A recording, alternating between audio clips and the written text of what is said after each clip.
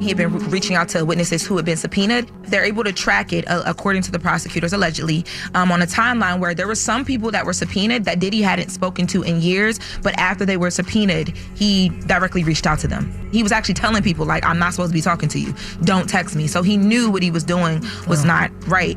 I got some recordings that I could let you hear as well. Baby girl, for real, no pressure. You know, I just felt like me and you was close enough like that. I ain't never asked nobody to make a statement, you know what I'm saying? But I feel comfortable, and I feel comfortable asking you because I know real deal, if it's a funeral, that you'll be jumping in my casket. Because I love you. Because you really love me. You know I really do. And you know how I feel about you. But it's all good. Sometimes you got to put yourself and your family first, and I respect that. Who was that talking? So that was you, Diddy. Lauren? Yeah, so in the... No, the girl. Who's the girl? That was you, Lauren. Well, the second girl he's talking about, that was Kalenna Harper. That was from Dirty Money. So remember when Dawn Richard had dropped her lawsuit and made all those allegations, Kalenna was the person that people wanted to hear from because she would have been there and would have seen a lot of things. Right. And then she came out with that statement and said, I didn't see any of that. Basically, Dawn is lying, right? And people believed that she may have been, like, you know, encouraged to do that by Diddy. And those were voice messages that Diddy sent her once she had took some time responding when Diddy had reached out to ask her to release the statement. Now, let's go to Dawn Drops lawsuit where you hear Diddy, this is his own video recording, calling her to ask about that statement.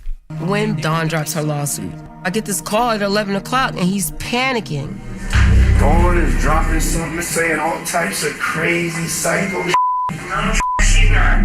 With your name all over the this brokenness done got mother acting like mother. You know when zombies get big, I'ma send you the right this second. What's you talking about? I'm gonna definitely need you to go on the record. If I'm asking for a big favor. I never had a problem with this girl. I read the 55-page lawsuit that Dawn had just filed, and my heart literally dropped on the floor. Whatever statement, interview, this you want to interview.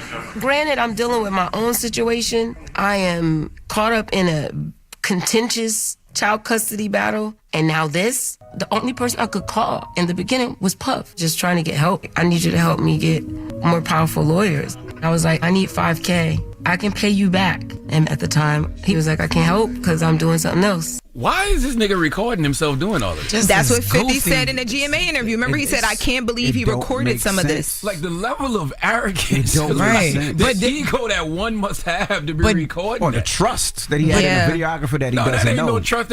That's you thinking you still bigger than the program. But look, wasn't he trying to come out with his own movie or documentary or something like that? So that's probably why he was recording all this. But Diddy, I don't know if you guys, I mean, y'all have been around him even in a professional setting. He records everything. Like, that's just what he does all the time. Who's been around him? In a professional, he's come here to the Breakfast Club and he records behind the scenes. But Lauren, this is supposed to be recorded. Not You're behind doing the an scenes interview. stuff. Not behind the scenes and you trying to beat a case. Look a little off. This man didn't think that this. I don't think he thought any of this was going to happen. He didn't think he was going to end up behind bars. Anyway? You shouldn't be recording. And when he came up here, he wasn't recording. When he came up to the Breakfast Club, he wasn't recording. Now he usually records when he comes Whenever up I've here. been around him, he's always He was recording. filming a reality show. Reality show. Oh yeah. Yeah, he was so filming a he reality. asked before. But let me ask you a question. So she asked Diddy for $5,000. Yeah. And Diddy told her no?